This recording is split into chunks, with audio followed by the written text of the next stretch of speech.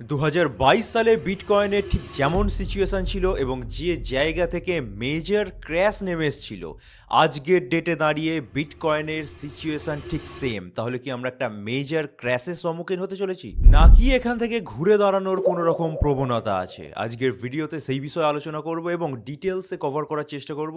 এ বাদেও Ethereum, XRP এবং alt কয়েনগুলোর মধ্যে কি হতে পারে সেই বিষয়ে একটা ক্লিয়ার ধারণা দেওয়ার চেষ্টা করব। সো ভিডিওটা আপনাদের জন্য ইম্পর্টেন্ট হতে চলেছে, একদম লাস্ট অবধি দেখবেন। দেখার পর ভালো লাগলে অবশ্যই লাইক দিয়ে মোটিভেট করতে পারেন। চ্যানেলে নতুন হলে সাবস্ক্রাইব করার পাশাপাশি বেল বাটনটি টিপে দিন, আর আমাদের টেলিগ্রাম চ্যানেলে জয়েন হয়ে যান, যার লিঙ্ক আপনারা প্রতিটা ভিডিওর ডেসক্রিপশন সেকশনে পাবেন। So let's start the video. My name is Jeet and you are watching Bong crypto.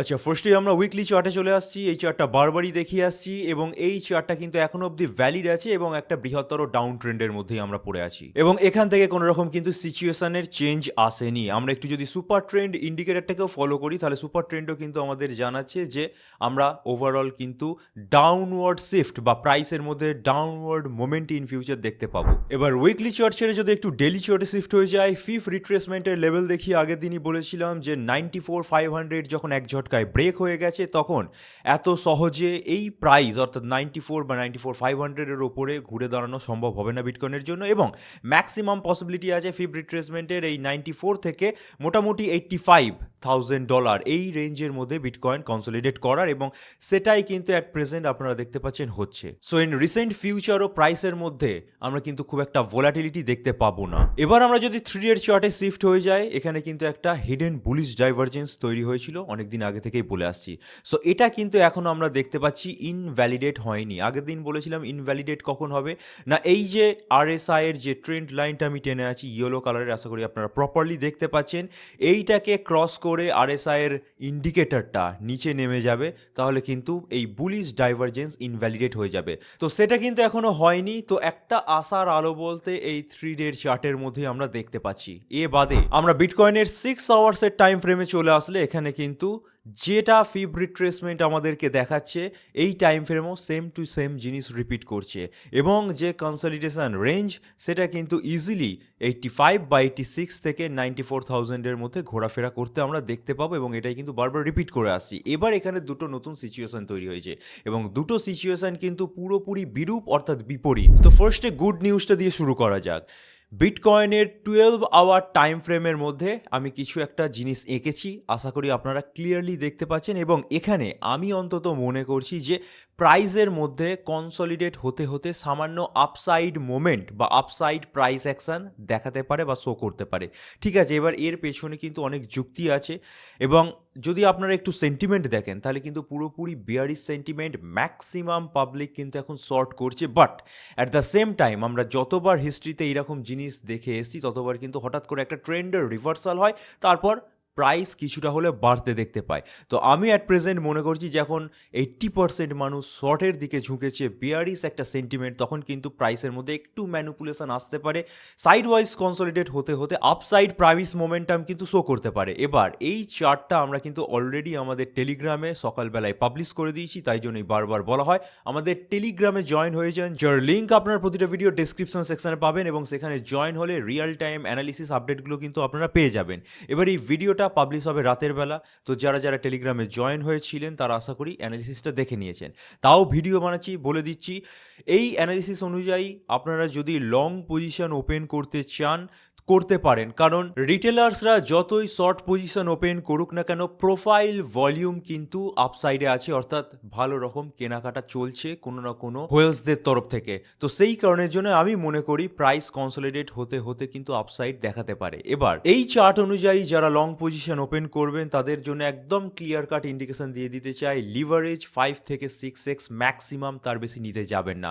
সবচেয়ে বেস্ট রেঞ্জ কেনার জন্য হবে মোটামুটি আপনারা এই যে ইয়োলো ডট লাইন দেখতে পাচ্ছেন, অর্থাৎ 87,500 বা 600 এই ডলারের কাছাকাছি পেলে অবশ্যই বিটকয়েনে লং পজিশন ওপেন করতে পারেন। এ বাদে যারা একটু রিটেস্টিং এর জন্য অপেক্ষা করে তারপর কিনতে চান, তারা কিন্তু ইজিলি 91,000 অবধি অপেক্ষা করে যান। 91,000-এর ওপরে গিয়ে তারপর যদি মোটামুটি 90,700 অথবা 91,000-এর মধ্যে কোনো জায়গায় রিটেস্ট হয়, তারপর নেওয়াটা অনেক বেশি যুক্তিসম্মত হবে। সো আমার মতে ইন ফিউচার বিটকয়েনের প্রাইস অ্যাকশন কিছুটা এইভাবে মুভ হতে পারে, এবং আবারও বলে দিচ্ছি এটা কিন্তু পুরোপুরি আমার মত, অন্য কারোর মতের সাথে এক নাও হতে পারে। সো যারা ট্রেড প্লেস করতে চান আমার অ্যানালিসিস অনুযায়ী তারা কিন্তু নিজেদের একটু যুক্তি খাটিয়ে নেবেন, ঠিক আছে? এবার এটা তো হয়ে গেল ভালো দিক।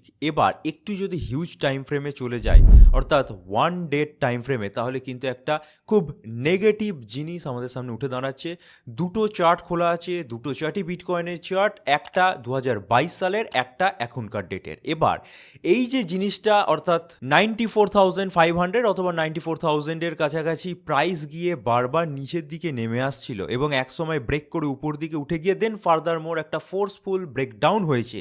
এই জিনিসটা কিন্তু 2022 সালেও রিপিট হয়েছিল, যদি একটু ক্লিয়ারলি আপনারা দেখতে পান। এখানে আপনারা দেখবেন যে সেম সিচুয়েশন এখানে তৈরি হয়েছিল। দেন ফার্দার মোর আমরা বিটকয়েনের প্রাইসের মধ্যে মারাত্মক প্লামেট দেখেছিলাম, এবং এই প্লামেট মোটামুটি $44,000 থেকে শুরু করে বিটকয়েনের প্রাইসকে $16,000 কাছাকাছি নামিয়ে দিয়েছিল।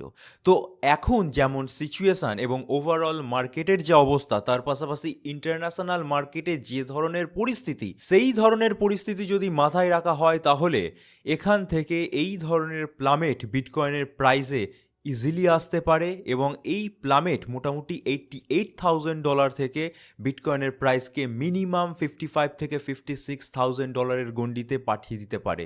সো দুটো জিনিস, এক, যদি বিটকয়েনের প্রাইস কনসলিডেট করতে করতে $87,500 নিচে না নেমে যায়, তাহলে বুঝতে হবে যে হ্যাঁ একটা ফার্দার আপসাইড মুভমেন্ট দেখাতে পারে, তবে সেখানে সময় নেবে। আর $87,500 তলায় যদি কোনোভাবে বিটকয়েনের প্রাইস চলে আসে, তাহলে আপনারা বুঝতেই পারছেন যে 2022 সালে যেমন সিচুয়েশন হয়েছিল, আজকের ডেটে দাঁড়িয়ে সেম টু সেম কিন্তু রিপিট হয়ে যেতে পারে বিটকয়েনের প্রাইসের মধ্যে। এবং বিটকয়েনের প্রাইস প্লামেট মানেই ক্রিপ্টো মার্কেটের অন্যান্য কয়েনগুলো কিন্তু হিউজ একটা ক্র্যাশ আসবেই আসবে। এবার আমরা যদি বিটকয়েনের উইকলি হিট ম্যাপ লিকুইডেশনের চার্টে চলে আসি, তাহলে আপনারা দেখতে পাবেন এই যে রিসেন্ট টাইমসে খানিকটা পাম্প হয়েছিল, সেটা কিন্তু লিকুইডিটি ওপরে ছিল, গ্র্যাব করে নিয়েছে। এখন যদি রিসেন্ট টাইমসে দেখেন, বিশেষ কোনো লিকুইডেশন তলায় কিন্তু নেই, যা অ্যাকুমুলেট হওয়ার সেটা কিন্তু মোটামুটি $93,000 কাছাকাছি আছে।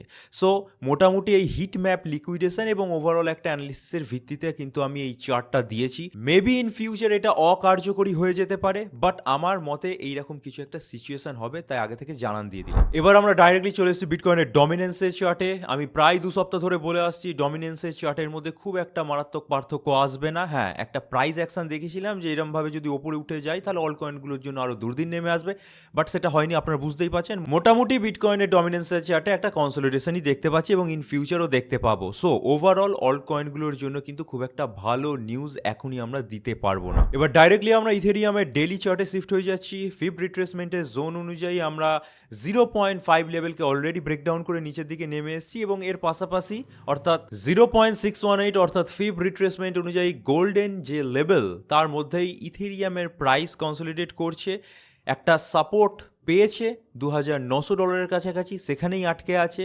বিটকয়েনের প্রাইস ইন ফিউচার যদি প্লামেট করে, আমরা ইথেরিয়ামের প্রাইসকে $2,750 আশেপাশে ইজিলি দেখতে পেয়ে যেতে পারি।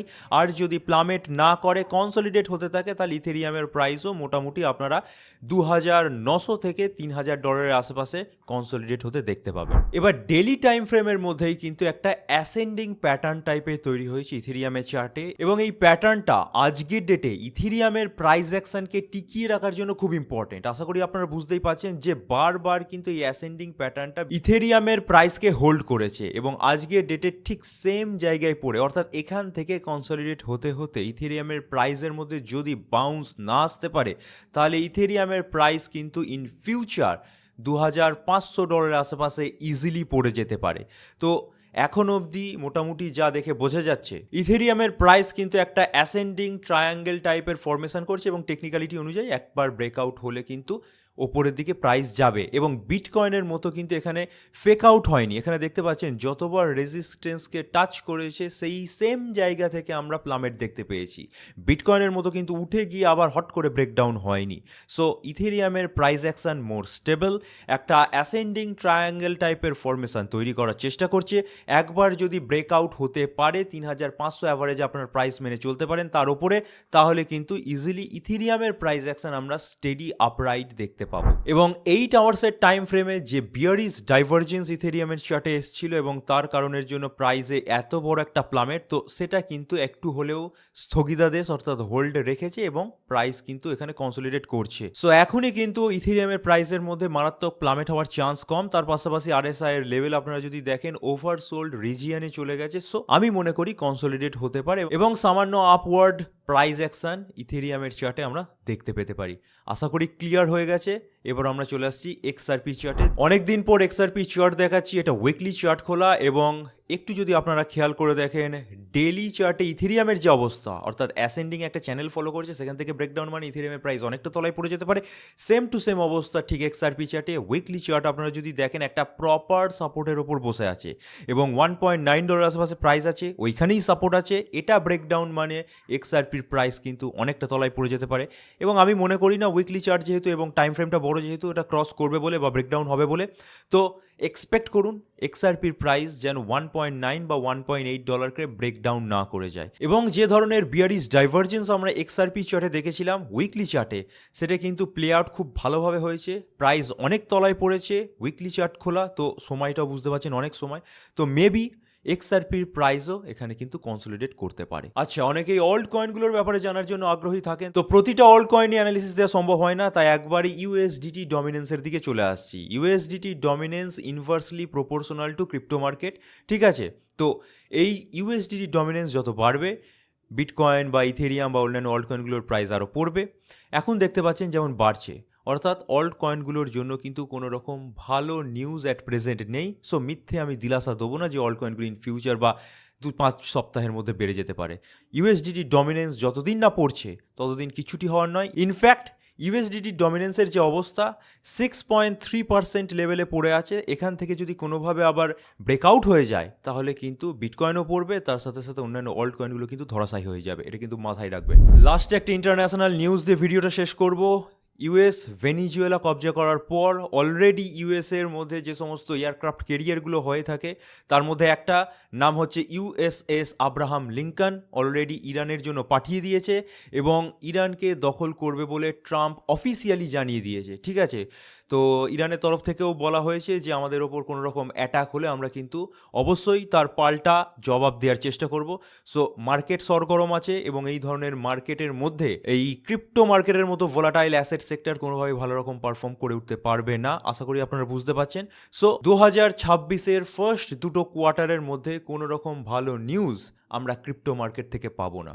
তো একদম যেটা সত্যি সেটাই আপনাদের বুঝিয়ে দেওয়ার চেষ্টা করলাম। অনেকের ভালো লাগবে, অনেকের ভালো লাগবে না, কিছুটি করার নেই তাতে আমার। যারা ভিডিওটা এই অবধি দেখেছেন আমার কথার সাথে একমত, তার অবশ্যই ভিডিওটাকে লাইক দিতে পারেন। চ্যানেলটিকে সাবস্ক্রাইব না করে থাকলে সাবস্ক্রাইব করার পাশাপাশি বেল বাটনটা টিপে দিন আর অবশ্যই আমাদের টেলিগ্রাম চ্যানেলে জয়েন হয়ে যান। So this is it for today. Thank you for watching our video. Stay safe, happy investing, good by.